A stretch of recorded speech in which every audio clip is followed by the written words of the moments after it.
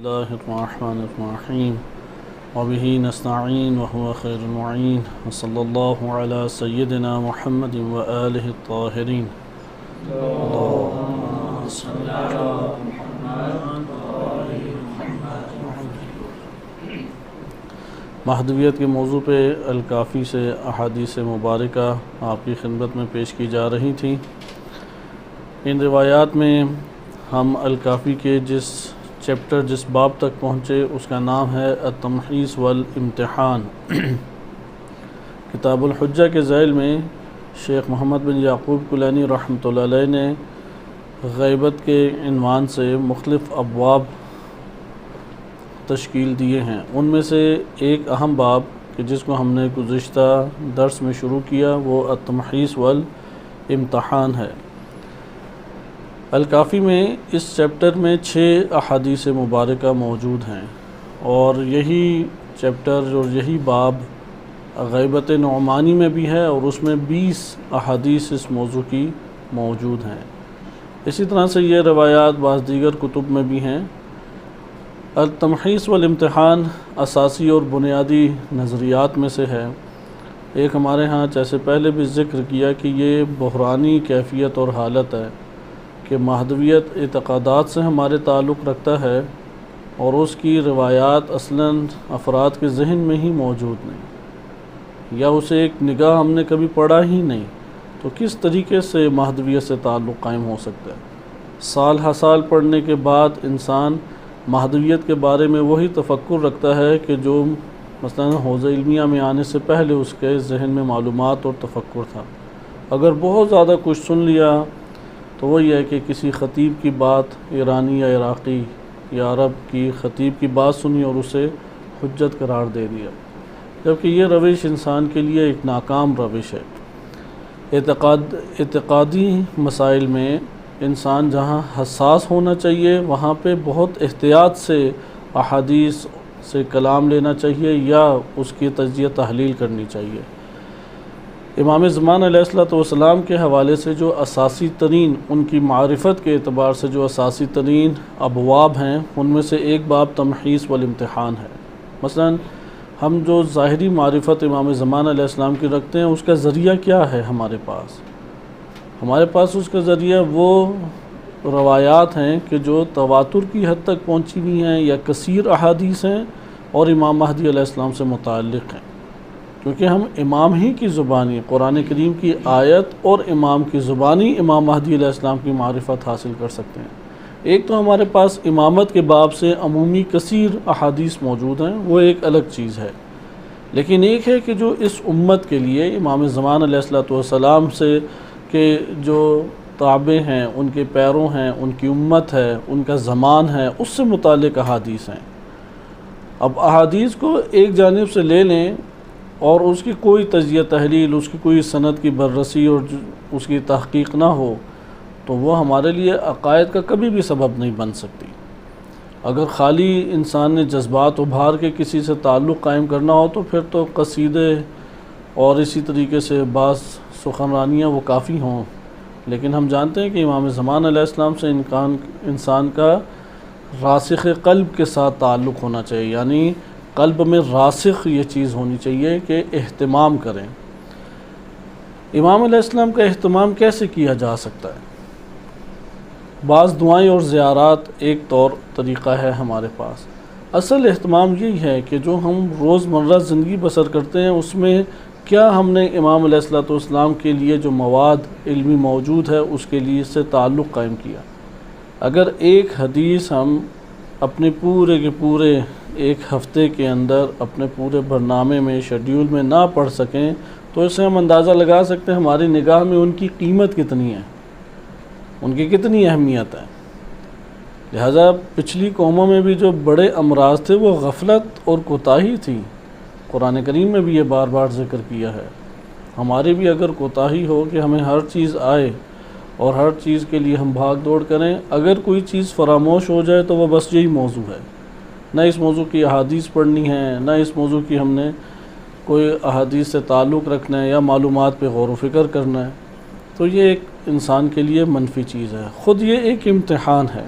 آئیں اب ہم حدیث کو دیکھتے ہیں، اس لیے احادیث کو 6 احادیث ہیں، کم سے کم 6 احادیث کے معنی ذہن میں ہوں، اور کم سے کم جو صحیح سند روایات ہیں کہ ان میں 2-3 روایات، 6 میں سے 2-3 روایات صحیح سند ہیں، وہ تو کم سے کم ہمارے ذہن میں ہوں، کیونکہ تواتر کے لیے کوئی عدد معین نہیں ہے، ہر وہ عدد جس سے انسان کو یہ یقین حاصل ہو جائے کہ یہ حتماً و حتماً امام معصوم سے صادر ہوئی ہے، وہ تواتر کے دائرے میں آ جاتی ہے۔ پہلی حدیث ہم پڑھ رہے تھے، اس میں پہلے راوی ہیں علی بن ابراہیم، دوسرے راوی ہیں ان کے والد گرامی ابراہیم بن ہاشم، اور اس کے بعد تیسرے راوی ہیں حسن بن محبوب، چوتھے راوی ہیں یعقوب سراج، اور وہ نقل کرتے ہیں علی بن رعاب سے۔ بس کل راوی ہمارے پاس کتنے ہوئے؟ 5 راوی ہیں۔ ان 5 راویوں کو تیزی سے دیکھیں کیونکہ یہ صحیح سند روایت ہے اور معتبر احادیث میں سے۔ علی بن ابراہیم کے بارے میں نجاشی نے 680 نمبر رقم، کیونکہ یہ بار بار ہمارے پاس راوی گزر چکے ہیں، شیخ محمد بن یعقوب کلینی کے اساتیذ میں سے ہیں، شیوخ میں سے ہیں، ایک بڑا حصہ الکافی کا علی بن ابراہیم قمی رحمۃ اللہ علیہ سے نقل ہے۔ ان کے بارے میں نجاشی لکھتے ہیں کہ علی بن ابراہیم بن ہاشم، ابو الحسن ان کی کنیت تھی، قمی ان کی نسبت ہے، ثقۃ فی الحدیث، حدیث میں معتمد قابل اعتماد ثقہ ہیں، ثبت یعنی ثابت ہیں، یعنی یہ حافظے کے اعتبار سے بھی مضبوط ہے، حدیث کے اعتبار سے بھی ثابت شخصیت ہیں کہ جس میں کسی قسم کا انحراف موجود نہیں ہے، معتمد قابل اعتماد ہیں، جن کے اوپر اعتماد کیا جاتا ہے، صحیح المذہب، مذہب کے اعتبار سے بھی صحیح ہیں، کوئی کسی قسم کی گمراہی ان میں موجود نہیں ہے۔ سمع فاکثر، حدیثیں سنی بھی ہیں اور کثرت سے بیان کی ہیں، یہ آپ نے دیکھا علی بن ابراہیم قمی کے بارے میں بیان تھا۔ اس کے بعد آئیں ان کے جو والد گرامی ہیں ابراہیم بن ہاشم، ابراہیم بن ہاشم کا جو تذکرہ ہے وہ بھی کتب میں موجود ہے، لیکن ابراہیم بن ہاشم کی توثیق کو ہم بعض الفاظ کی مدد سے جان سکتے ہیں، کیونکہ علی بن ابراہیم کی طرح جلیل القدر تھے اور صحابی امام علیہ الصلوۃ والسلام بھی تھے۔ ابراہیم بن ہاشم کی وثاقت کے اوپر ہمارے علماء میں اتفاق نظر پایا جاتا ہے، کسی قسم کا اختلاف موجود نہیں ہے۔ میں تیزی سے ان کے بارے میں جو شیخ طوسی رحمۃ اللہ علیہ نے الفہرست میں ذکر کیا ہے، 6 نمبر رقم ہے راوی کا 6، ذکر کرتے ہیں ابراہیم بن ہاشم کنیت ابو اسحاق قمی، اصلہ من الکوفہ، کوفہ سے تعلق رکھتے ہیں، چونکہ ابراہیم بن ہاشم کے یہ والد جو ہے ابراہیم بن ہاشم خود پہلی شخصیت ہے محدثین میں کہ جو کوفہ سے قم منتقل ہوئے تھے، یعنی علی بن ابراہیم کا مزار قریب ہی حرم کے موجود ہے۔ جی ہاں، یہ جو شخصیت ہیں علی بن ابراہیم، ان سے ایک بڑا حصہ آیا ہے۔ قمی کیوں معروف ہو گئے؟ قمی ہونے کے مطلب نہیں ایرانی ہیں عربی، چونکہ ان کے والد کوفہ سے قم منتقل ہو گئے اور علی بن ابراہیم پھر قم میں ہی ان کے ساتھ رہے، اس لیے قمی کے طور سے پہچانے گئے۔ اس لیے شیخ طوسی رحمۃ اللہ علیہ لکھتے ہیں کہ وانتقل الی قم، ابراہیم بن ہاشم قم منتقل ہوئے، واصحابنا یقولون، اور ہمارے بزرگ فقہا، بزرگ علماء یہ بات کہتے ہیں، انہ اول من نشر حدیث الکوفیین، اول شخصیت جس نے کوفیوں کی حدیث کو نشر کیا، بقم، قم کے اندر، وہ کون سی شخصیت ہے؟ وہ ابراہیم بن ہاشم ہے۔ اس وقت قم بہت متشدد ایک معاشرہ شمار ہوتا تھا، محدثین یہاں پہ معروف تھے اور انہی کا ایک قسم کا تسلط یہاں پہ موجود تھا شیعہ محدثین کا۔ اگر کوئی ضعیف افراد سے روایتیں بھی لیتا تھا تو اس کو قم سے باہر نکال دیتے تھے، لہذا قم کے اس دور کے قم کے محدثین کا کسی ایسی شخصیت سے حدیثیں لینا اور کثرت سے حدیثیں لینا، وہ کمال عظمت اور جلالت کے اوپر اس شخص کی دلالت کرتا ہے۔ وَذَكَرُوا أَنَّهُ لَقِيَ الرِّضَا علیہ السلام، یہ ذکر کیا کہ امام رضا علیہ السلام سے ان کی ملاقات ہوئی ہے۔ البتہ اس کے اوپر بعض نے شک کیا ہے کہ امام رضا علیہ السلام سے ملاقات ہوئی ہے یا نہیں۔ آیت اللہ خوئی رحمۃ اللہ علیہ انہوں نے لکھا ہے کہ ثابت نہیں ہے امام رضا علیہ السلام سے ملاقات ابراہیم بن ہاشم کی، کیونکہ انہوں نے ایک روایت بھی براہ راست امام رضا علیہ السلام سے نقل نہیں کی، لیکن بقیہ ائمہ کے تو حتماً صحابی ہیں، پھر خصوصاً امام عسکری علیہ السلام کے حتماً صحابی ہیں ابراہیم بن ہاشم۔ بعض نے یہ احتمال دیا ہے کہ ان کے زمانے میں صرف ایک دفعہ ملاقات کی پھر چلے گئے، ان سے کوئی حدیثیں نقل نہیں کی امام رضا علیہ السلام سے۔ یہ بھی احتمال ہو سکتا ہے، کیونکہ دونوں بزرگان کی عمر مبارک نہیں ہمارے سامنے آئی۔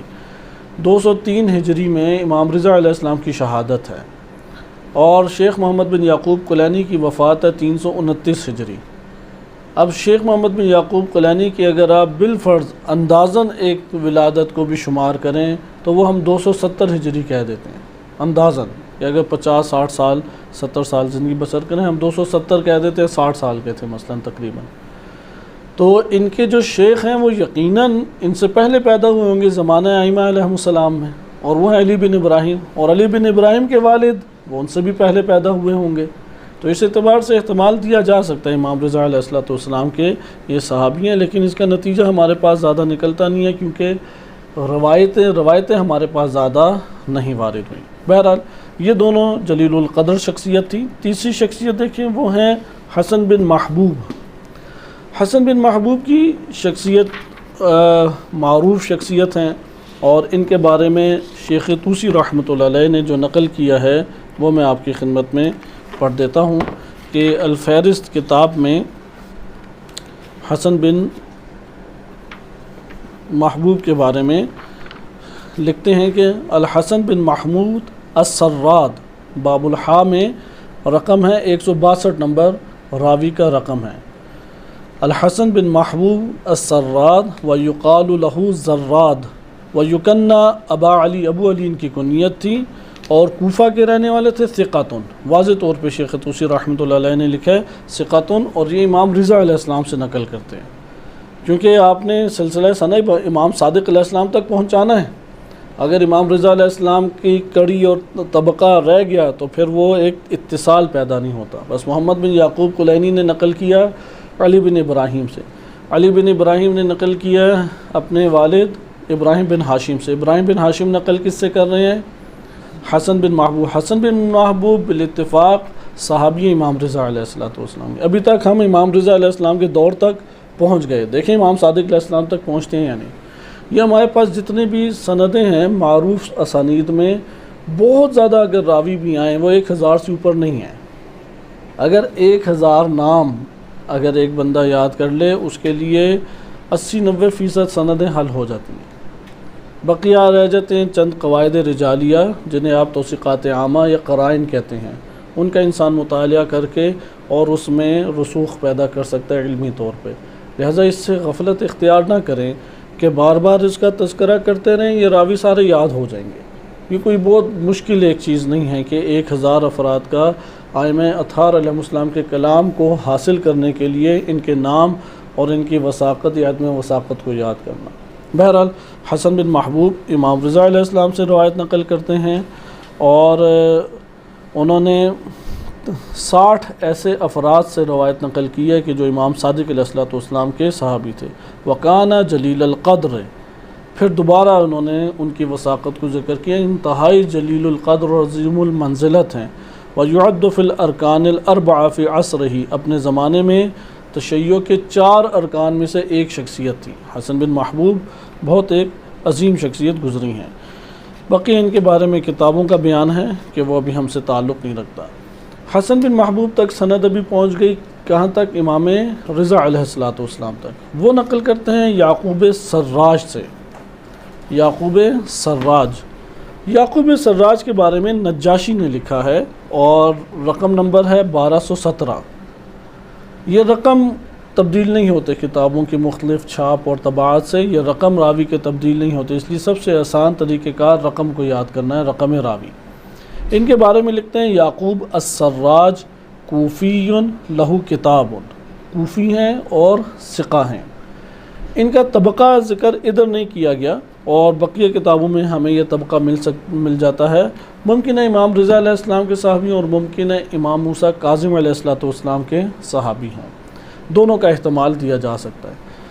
اچھا، یہ نقل کرتے ہیں، لیکن آپ نے دیکھا وہ ثقہ ہیں، نجاشی نے یہ توثیق واضح طور پہ کی کہ ثقہ ہیں۔ یہ نقل کرتے ہیں یعقوب سراج کس سے؟ علی بن ریاب سے۔ علی بن ریاب کے بارے میں نجاشی نے لکھا ہے، علی بن ریاب، نجاشی نے جو علی بن ریاب کے بارے میں معذرت توسی نے، شیخ توسی رحمۃ اللہ علیہ نے کتاب باب العین میں، ان کے رقم ہے 375 375 رقم راوی ہے، ان کے بارے میں لکھتے ہیں علی بن ریاب الکوفی لہو اصل کبیر وہو ثقۃ جلیل القدر، یہ ثقہ ہیں، جلیل القدر ہیں، اور یہ امام جعفر صادق علیہ الصلوۃ والسلام کے صحابی ہیں، اور کئی روایات انہوں نے امام صادق علیہ الصلوۃ والسلام سے نقل بھی کی ہیں۔ ان کی پھر کتابیں ہیں، اور وہ اصل ان کی موجود تھی۔ اصل کہتے ہیں اس کتاب کو جو امام علیہ الصلوۃ والسلام سے راوی نے براہ راست لکھی ہے، یا اس شخص سے لکھی ہے جس نے براہ راست امام علیہ السلام سے سنا ہے، زیادہ واسطہ نہیں، یا ڈائریکٹ امام علیہ السلام سے سن کے لکھا ہے جو کتاب لکھی جائے اس کتاب کو کہتے ہیں اصل، یا ایک راوی ہے اس نے امام سے سنا اور اس نے اس براہ راست راوی سے پھر کتاب میں نقل کیا، ہر دو کو اصل کا عنوان دیا جاتا ہے۔ تو علی بن ریاب یہ امام صادق علیہ الصلوۃ والسلام کے صحابی ہیں۔ آپ نے دیکھا کہ حسن بن محبوب کے بعد دو شخصیات ہیں، اور بلا شک و شبہ دو شخصیات کے ذریعے سے امام صادق علیہ السلام تک پہنچ حاصل کی جا سکتی ہے، اور دونوں ثقہ ہیں۔ امام صادق علیہ الصلوۃ والسلام یہاں پہ امیر المومنین علیہ الصلوۃ والسلام کا ایک معروف خطبہ بیان فرماتے ہیں۔ یہ نہج البلاغہ میں قدر تفصیل کے ساتھ آیا ہے، خطبہ نمبر 16 ہے، اور اس میں تقویٰ کے اعتبار سے اختتام پہ بہت خوبصورت گفتگو ہے۔ اتنی جاذب اور اتنی خوبصورت جو تشبیہات امام علی علیہ السلام نے جو ذکر کی ہیں شاید کسی اور جگہ پر موجود ہوں۔ اس خطبے کو یاد کرنا ایک ہمارا وظیفہ بھی بنتا ہے، کیونکہ اس کے اندر بہت دقیق نکات ہیں جو تجزیہ تحلیل کے اعتبار سے ہیں۔ بعض کی طرف گزشتہ درس میں آغاز درس سے پہلے ہی ذکر کیے تھے نکتے، اور ہمارے تمام جو شارحین ہیں الکافی کے انہوں نے ان نکات کو ذکر کیا ہے۔ لہٰذا مثال کے طور پہ بھی جو واقعات ثقیفہ بن ساعدہ کے ہیں، آپ ان کے بارے میں صحیح سند روایات کہاں سے لا کے تجزیہ کریں گے؟ آپ تاریخ سے اٹھائیں تو فوراً کہہ دیں گے یہ تو کذاب ہے، یہ تو متروک ہے، یہ تو فلاں ہے، کہیں گے اچھا اپنی شیعہ کتابوں سے ہی لے آؤ، آپ کے محدثین نے اسے ثقہ کہا ہو، کہاں سے لے کے آئیں گے آپ گفتگو؟ لہذا آپ کے پاس صحیح سند روایات اور ایسے موارد کہ جو اس اعتبار سے اہمیت کے حامل ہیں کہ جن کی اساس پہ آپ تجزیہ تحلیل کر سکتے ہیں، وہ متون حتماً و حتماً ہمارے ذہن نشین ہونے چاہیے۔ اس لیے امیر المومنین علیہ الصلوۃ والسلام کی جب بیعت کی گئی خلیفہ سوم کے قتل کے بعد، تو صعد المنبر، ممبر کے اوپر تشریف فرما ہوئے، وخطب بخطبۃ ذکرہا، ایک خطبہ دیا جس میں ذکر کیا۔ یہ یاد رکھیں گے تاریخ خالی ادھر کتاب سے لی ادھر کتاب سے لی اور ایک آپ نے تحریر بنا دی، یہ کوئی اثر نہیں رکھتی۔ اس کو صرف ایک جملہ ہی پوری تحریر کو ختم کرنے کے لیے کافی ہے کہ آپ نے جن جگہوں سے نقل کیا ہے وہ سارے کے سارے واقعات ثابت ہی نہیں ہیں۔ اب اس نے کیا اس میں ثابت کرنے کی کوشش کی ہے جبکہ پیچھے ثبوت ہی نہیں ہے اس کا؟ لہذا ثبوت کے لیے آپ کو بالآخر قواعد تاریخ ہیں، قواعد رجال ہیں، یہ علمی قواعد کا سہارا لینا پڑے گا، وإلا خالی ایک نسبت سے یا ایک بڑے عالم دین کے بڑے بڑے محدثین کے قول کی اہمیت نہیں رہتی، تو آج کے دور کے بڑے بڑے خطباء کی اہمیت سے کیا ہمیں حاصل ہو جائے گا؟ لہذا اس جگہ پہ تاریخ کے جو اصول ہیں، جیسے فلسفہ تاریخ شہید مطہر رحمۃ اللہ علیہ نے ذکر کیا ہے، وہ ہمارے پاس تجزیہ تحلیل کا ایک بہترین سرمایہ بنتے ہیں۔ ان کلمات پہ غور کریں جو آغاز ہے، یعنی آپ منظر کشی کریں کہ خلیفہ سوم اس امت کے افراد کے ہاتھوں قتل کر دیے گئے، اور اتنی بڑی تعداد دیگر شہروں سے وارد ہوئی ہے، مثلا اسلام آباد میں کراچی سے، لاہور سے، پنڈی سے، خیبر پختونخوا سے کثیر افراد آئیں، پارلیمنٹ پہ حملہ کریں، وزیر اعظم صاحب کو قتل کر دیں۔ آپ مجھے بتائیں کس کو پکڑ کے سزا دیں گے؟ اور اس حملے کے اندر بڑے بڑے سیاسی لیڈران اور بڑی بڑی دینی شخصیات اور مفتی حضرات وہ اس کے اندر اس میں مشغول ہیں یا اس میں ان کے ہاتھ موجود ہیں، تو آپ کس کے اوپر ہاتھ ڈالیں گے؟ اور پھر ملک کے اندر ایک بیت المال کو خالی کر دیا گیا ہے، طرح طرح کے فتنے ہیں، یہ امام علی علیہ السلام کے دور کا یہ مسئلہ تھا۔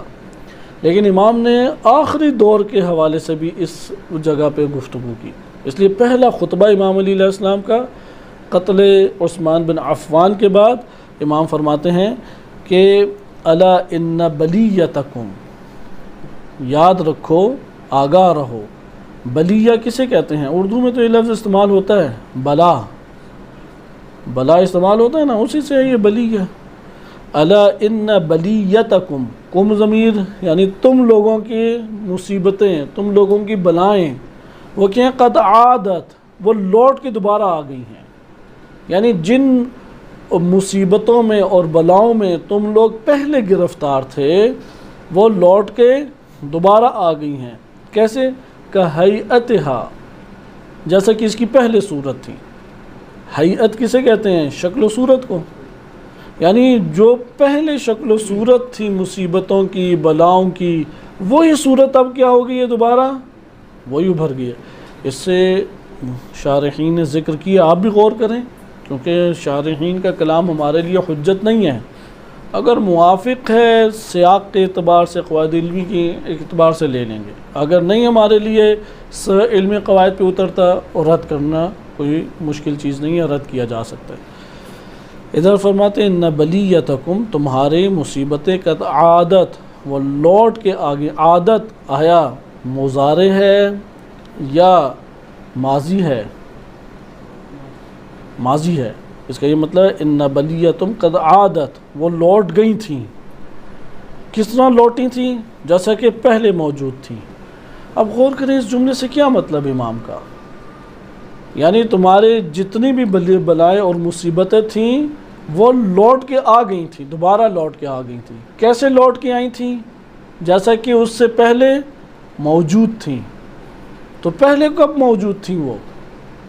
اس لیے شارحین نے لکھا ہے کہ کہیئتھا، یعنی نبی صلی اللہ علیہ وسلم جب مبعوث ہوئے تو اسی عرب کی دنیا کے اندر کفر، نفاق، گمراہی، حسادت، حسد، کینہ، نفرت، قبائلیت، یہ سارے کے سارے ظلمتیں اور بلائیں اور مصیبتیں موجود تھیں یا نہیں؟ نبی صلی اللہ علیہ وسلم کی رحلت کے بعد یہ سب لوٹ کے آ گئی۔ اس لیے ملا محسن فیض کاشانی رحمۃ اللہ علیہ، یا اسی طریقے سے صالح مازندرانی رحمۃ اللہ علیہ جنہوں نے الکافی کی شرح کی ہے، علامہ مجلسی رحمۃ اللہ علیہ، دیگر علماء نے ذکر کے اس جملے کے ذریعے سے دیگر خلفاء کے زمانے میں جو امور انجام پائے اس کے اوپر نقد کی ہے امیر المومنین علیہ الصلوۃ والسلام نے، کیونکہ امام علی علیہ الصلوۃ والسلام کا اپنا موقف تھا، صحابہ میں اختلاف موجود تھا، بہت سارے فقہی مسائل میں صحابہ میں اختلاف موجود رہے، اعتقادی مسائل میں صحابہ میں اختلاف موجود رہے، سیاسی مسائل میں اختلاف موجود رہے، لہذا اختلاف سے شیعہ سنی دونوں قائل ہیں، اس بات سے کوئی انکار نہیں کر سکتا کہ اختلاف موجود نہیں رہا۔ یہاں پہ ہم دیکھیں کہ جب امام علی علیہ الصلوۃ والسلام کو خلافت ملی، ان کا موقف کیا تھا گزشتہ حکومتوں کے بارے میں؟ ان کا موقف یہ تھا کہ نبی صلی اللہ علیہ وسلم کی رحلت کے بعد ان بلیتکم عادت، وہ لوٹ گئی، بالکل اسی طرح لوٹ کے گئیں جیسا نبی صلی اللہ علیہ وسلم کے دور میں موجود تھی۔ یوم بعث اللہ نبیہ، کہیئتھا سے تعلق ہے، یعنی یہ بلائیں لوٹ کے آئیں۔ کس طرح لوٹ کے آئیں؟ جیسا کہ ان کی شکل و صورت تھی۔ کب تھی؟ یوم بعث اللہ نبیہ، جب نبی صلی اللہ علیہ وسلم کو اللہ نے مبعوث کیا اس وقت یہ بلائیں اور مصیبتیں اور ظلمتیں جس طرح سے موجود تھیں۔ پھر آگے فرماتے ہیں اب آگے زمانے کی خبر، یہ پچھلے زمانے کی تھی کہ تم ایک سخت آزمائشوں والا دور کاٹ چکے ہو۔ والذی بعثہ بالحق، قسم بخدا، اس ذات کی قسم جس نے حق کے ساتھ مبعوث کیا نبی صلی اللہ علیہ وآلہ وسلم کو۔ لَتُبَلْبَلُنَّ بَلِيَّةً، تم اب جو زمانہ آ رہا ہے، تم لوگ بھی بعد والے لوگ بھی شدید ترین بلاؤں میں مبتلا کیے جاؤ گے۔ وَلَتُغَرْبَلُنَّ غَرْبَلَةً، اور چھلنی سے برے طریقے سے چھانے جاؤ گے۔ کیونکہ اس دور میں بھی لوگ یہی ایک ذہن میں تصور کرتے کہ ہم نے زیارت رسول کی ہوئی ہے، ہم نماز روزہ انجام دیتے ہیں، باقی سارے گناہ اللہ معاف کر دے گا۔ سستی ہے، کاہلی ہے، اسی طریقے سے مال کو ناجائز طریقے سے ہڑپ کر جانا ہے، نصرت امام کی نہ کرنا ہے، دین کی کوئی رغبت کا نہ، ان کے لیے عادی سی چیزیں بن چکی تھی۔ آج ہمارے معاشرے میں یہ عادی چیزیں ہیں یا نہیں؟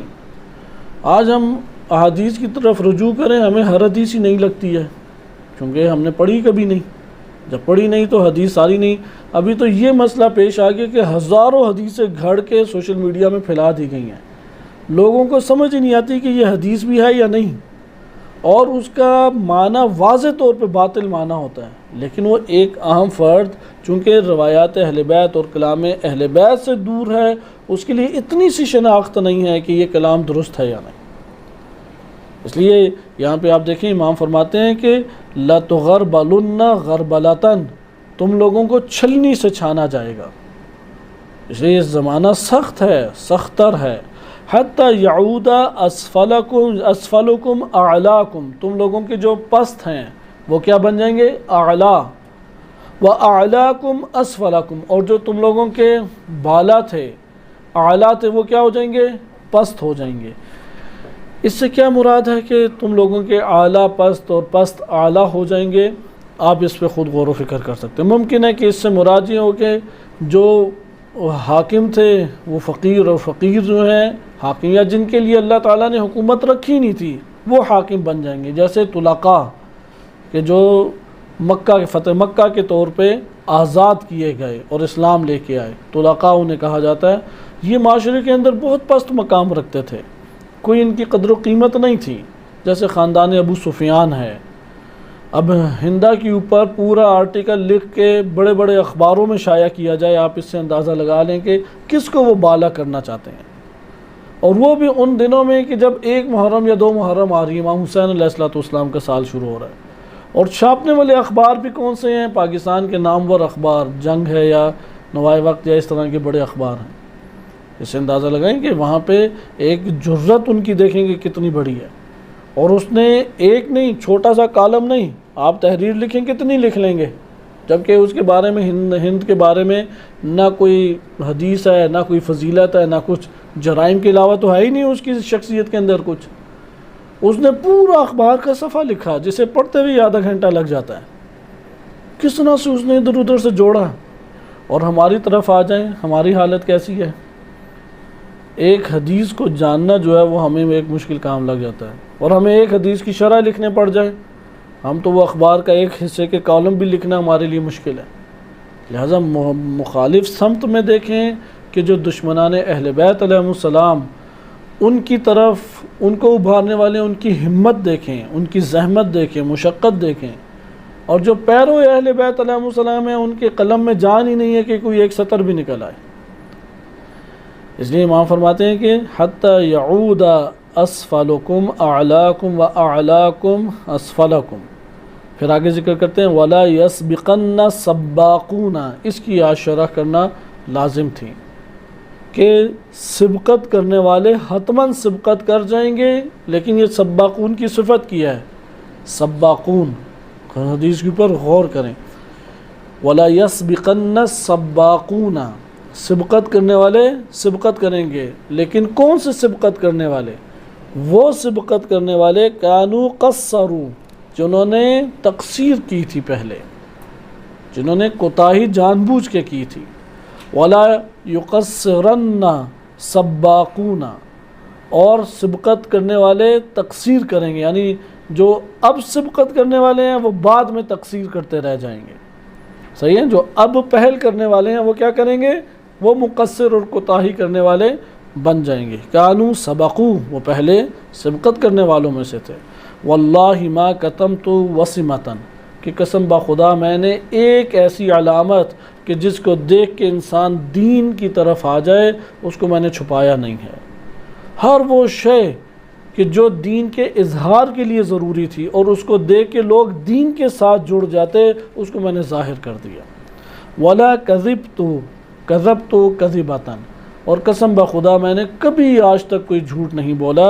وَلَقَدْ نُبِّئْتُ بِهَذَا الْمَقَامِ وَهَذَا یوم، مجھے اس جگہ کی بھی پہلے خبر دی جا چکی تھی اور اس مقام کی بھی خبر دی جا چکی تھی کہ یہ ہوگا اور ایسا ہونا ہے۔ یہ شیعہ سنی دونوں کتب میں صحیح سند روایات سے آیا کہ نبی صلی اللہ علیہ وسلم نے انہیں بیان کیا تھا کہ ناقصین، قاستین اور مارقین، ان کے ساتھ آپ کی جنگ ہوگی۔ تو ان حالات کی طرف امام علی علیہ السلام کا اشارہ ہے۔ اس لیے یہ خطبے کا حصہ تجزیہ تحلیل کے اعتبار سے، موقف امیر المومنین علیہ السلام کے اعتبار سے انتہائی اہمیت کا حامل ہے، کیونکہ صحیح سند ہے، اس میں کوئی ایسا راوی موجود نہیں ہے جس کے اوپر نقد آپ کر سکیں۔ بعض راوی ہیں کہ ان کا بہانہ اہل سنت بنا لیتے ہیں، اس میں کوئی ایسا راوی بھی موجود نہیں ہے، اور ہیں بھی صرف 5 بندے، کوئی بہت ایسی افراد بھی نہیں ہے لمبے سے، کوئی 10-15 افراد ہوں، اور پھر بعض کے حالات ہی نہیں ملتے، انسان ایک شش و پنج میں ہی مبتلا ہو جائے کہ اب اس کتاب سے پکڑو، اس کتاب سے پکڑو۔ صرف 5 افراد ہیں، اور 5 افراد بھی انتہائی روشن ان کے حالات اور واضح طور پر ان کی وثاقت کا بیان۔ لہذا اس روایت کے آخری حصے کو آپ دقت سے سمجھیں اور دقت سے لیں کہ وَكَانُوا قَصَّرُوا، اس کو علامہ مجلسی رحمۃ اللہ علیہ نے اس طریقے سے ذکر کیا ہے۔ اس کے چند احتمالات ہو سکتے ہیں، اعلاکم و اسفلکم، اعلاکم اسفلکم یا اسفلکم اعلاکم، یہ بات سمجھ آتی ہے۔ ممکن ہے کہ اسفلکم سے مراد ہے کہ کوئی منافق ہو، آپ چند احتمالات دے سکتے ہیں۔ ایک تو یہ ہے کہ جن کو اسلام نے اسلامی معاشرے میں پستیاں حاصل تھی وہ تمہارے اعلیٰ بن گئے، جیسے اہل شام، یہ طلقاء تھے، انہیں کوئی قیمت اور حیثیت حاصل نہیں تھی۔ آج کے دور میں ان کے ناموں کو ابھارا جاتا ہے، ان کے نام پہ صحابہ ریلیاں نکالی جاتی ہیں، ان کے نام اور شان و شوکت کے اب گیت گائے جاتے ہیں۔ تو یہ اسفلہ جو اس معاشرے میں نبی صلی اللہ علیہ وسلم کے دور میں، اب ان کی حیثیت یہ تھی، ابو سفیان سب سے بڑا دشمن اسلام شمار ہوتا تھا، اس کی زوجہ یعنی معاویہ ابن ابی سفیان کی والدہ، اس کا سٹیٹس کیا تھا؟ جگر خوار جناب حمزہ۔ اور اسی طریقے سے آپ آ جائیں بقیہ کی طرف کہ کب یہ اسلام لائے؟ فتح مکہ پہ تلوار کے سائے تلے جب آئے اور قتل کا خدشہ لاحق ہوا تو کلمہ انہوں نے پڑھ لیا، اور رحمت رسول صلی اللہ علیہ وسلم نے انہیں آزاد کیا، اور بعد میں قبائلیت کی بنیاد کے اوپر یا سیاسی حربوں کی بنیاد کے اوپر یہ اوپر لے آئے گئے۔ خلیفہ دوم انہیں اصل میں اوپر لے کے آئے اور انہوں نے ان کو خوب ایک مستحکم کیا۔ خلیفہ اول پہلے لے کے آئے، معاویہ کے جو ایک بڑا بھائی ہے یزید بن ابی سفیان، اس کے انتقال کے بعد پھر معاویہ بن ابی سفیان، اور معاویہ بن ابی سفیان کا پھر دور طویل ہے کہ عثمان بن عفان انہوں نے بڑے علاقے کی ان کو حاکمیت دے دی۔ لہٰذا جس علاقے میں یہ لوگ تھے، اموی تھے، انہوں نے تو کوئی اور دیکھا ہی نہیں مذہب اور اسلام، انہوں نے وہ اسلام دیکھا جو انہوں نے پھیلایا۔ بہرحال اسفلکم، جو طلقاء تھے ان کو اوپر لے آئے، یہ ایک احتمال ہے۔ اور جو بالا تھے جیسے امیر المومنین، خاندان اہل بیت علیہ السلام، جن کی عظمت تھی، جن کے اوپر قرآن کی آیات اور طہارت کے اوپر مشتمل آیات نکلی، ان کو کیا کر دیا؟ اسفلا کر دیا، یعنی ان کو معاشرے کے اندر انتہائی ضعیف کر دیا گیا۔ یہ ایک احتمال ہے۔ دوسرا احتمال ہمارے پاس ہے کہ جو گناہگار تھے وہ کیا ہو جائیں گے؟ اسفلکم، پست تھے وہ اعلیٰ بن گئے، اور جو تمہارے اعلیٰ تھے ان کو دھتکار کے پست کر دیا گیا۔ بہرحال اب آپ آگے ہیں سباقون والا۔ سباقون میں کیونکہ اعلیٰکم و اسفلکم والا مسئلہ ہمارے لیے آسانی سے حل ہو جاتا ہے۔ وَلَيَسْبِقَنَّ سباقون، کہ سباقون سبقت کریں گے، کانوا قصروا، انہوں نے پہلے تقصیر کی تھی۔ اس سے ایک احتمال یہ انہوں نے دیا ہے کہ جو پہلے امیر المومنین علیہ السلام کی مدد کرنے سے اور بیٹھے رہ گئے اور امام کا ساتھ نہیں دیا، امام کی حمایت نہیں کی، یہ تھے کانوا قصروا، یہ تھے مقصرین۔ جیسے زہیر بن قین کیا مثالیں لیں، کانوا قصروا، امیر المومنین علیہ السلام کے خلاف ساری عمر لڑتے رہے معاویہ بن ابی سفیان کی حمایت میں، لیکن کیا ہوئے؟ سباقون، اب سبقت کر لی، امام حسین علیہ السلام کے پاس آ گئے۔ لہٰذا اسی طریقے سے امیر المومنین علیہ السلام کی پہلے انہوں نے مدد نہیں کی، بیٹھے رہ گئے وہ معاشرے میں، دیگر خلفاء کی انہوں نے مدد کی۔ کانوا قصروا، یہ جو مقصرین تھے جنہوں نے ائمہ اہل بیت علیہ السلام کا حق میں کسی قسم کی نصرت نہیں کی، ان کی شان کو گھٹایا اور ان کی اہمیت کو پست کیا، یہ لوگ اب کیا بن گئے؟ توبہ طائب کر کے امیر المومنین علیہ السلام کے مددگار بن گئے۔ سباقون کانو قصروا، یہ سبقت کرنے والے کون ہیں؟ جو پہلے مقصر تھے۔ اچھا، اس کے بعد ہمارے پاس دوسرے کون آتے ہیں؟ وَلَا يُقَصِّرَنَّ السَّبَّاقُونَ كَانُوا سَبَقُوا، اور وہ جو امام علی علیہ السلام کے ساتھ پہلے تھے، جنہوں نے ان سخت ترین حالات میں امام کی حمایت کی، امام کی مدد کی، امام کی راہ میں قدم اٹھائے، اب وہ کیا ہو گئے ہیں؟ مقصر ہو گئے۔ اس سے ظاہراً کیا مراد سمجھ آتی ہے؟ ہم اگر اب عملی طور پہ آئیں، امیر المومنین علیہ السلام نے ایک وہ طبقہ بتایا کہ جو پہلے خلفاء کے ساتھ تھا لیکن پھر امام کا حمایتی ہو گیا، اور امام کی حمایت میں شام والوں سے بھی لڑا اور بصرہ والوں سے بھی لڑا، یعنی جو جنگ جمل ہوئی۔ اور بعض ایسے تھے جو ہمیشہ امام علی علیہ السلام کے حمایتی رہے ہیں لیکن خوارج بن کے، یا اشعث بن قیس کی طرح کے روایات میں وارد ہوا ہے کہ امام کے مخالف منافقت کر کے امیر المومنین علیہ السلام کے خلاف کھڑے ہو گئے۔ ایسا یہ جو افراد ہیں کہ اشعث بن قیس بہنوئی ہیں خلیفہ اول کے، جیسا کہ آپ جانتے ہیں۔ یہ اشعث بن قیس، اس کا بیٹا محمد بن اشعث امام حسین علیہ السلام کے قتل میں شریک ہے، بیٹی جو ہے جعدہ وہ امام حسن مجتبی علیہ السلام کے قتل میں شریک ہے، اور خود اشعث بن قیس کے اگر اہل بیت علیہ السلام اشعث بن قیس کے حالات بیان نہ کرتے تو یہ ہمیشہ کے لیے بہت بڑا مومن ہوتا، کیونکہ جنگوں میں سب سے آگے جنگ لڑنے والا یہی شخص تھا۔ امام علی علیہ السلام کے لیے بیعت کے لیے جوشیلے طور پہ ابھارنے والا یہی بندہ تھا، اور یہی تھا کہ جس کو حکومتوں میں بھی بڑا حصہ دیا گیا تھا اور بہت بڑا لشکر تھا۔ بہرحال اشعث بن قیس بہنوئی ہے خلیفہ اول کا۔ اب آپ یہ دیکھیں کہ یہ لوگ کون ہیں کہ جنہوں نے امیر المومنین علیہ السلام کو تنہا کیا، ان کی مدد کو انہوں نے لوگوں کو متنفر کیا، لوگوں کو دور کیا۔ یہ ہمارے پاس ایک اس کی احتمال آیا۔ انشاءاللہ تعالی اس کا جو دوسرا احتمال ہے وہ علامہ مجلسی رحمۃ اللہ علیہ کے بیان کے ذیل میں ہم اگلے درس میں پڑھیں گے، اور بقیہ 5 احادیث ہیں اس کو ہم پڑھیں گے۔ لیکن یہاں پہ ایک سوال ابھار کے درس کا اختتام کرتے ہیں، اس کا غیبت امام زمان علیہ السلام سے کیا تعلق؟ شیخ محمد بن یعقوب گیلانی نے اس حدیث کو کہاں پہ لکھا ہے؟ غیبت کے باب میں، امام زمان علیہ السلام کے باب میں لکھا ہے۔ اسے کتاب الایمان والکفر میں امتحان اور تمحیص کا باب بعد کے تحریر نہیں کیا، تو اس کا غیبت سے کیا تعلق بنتا ہے؟ یہ تو امام علی علیہ السلام کے دور کی بات ہے، اور اس کے بعد ایک ہم احتمال دے سکتے ہیں کہ سخت دور آ سکتا ہے، تو یہ تو امیر المومنین علیہ السلام کے حالات کو بیان کر رہی ہیں۔ تو یہ انشاءاللہ تعالی آپ اپنے طور پہ سوچیں، حدیث کو اچھے طریقے سے حفظ کریں، بقیہ انشاءاللہ اس کا حصہ اگلے درس میں ملاحظہ کریں گے۔ صلی اللہ علیہ سیدنا محمد وآلہ الطاہرین۔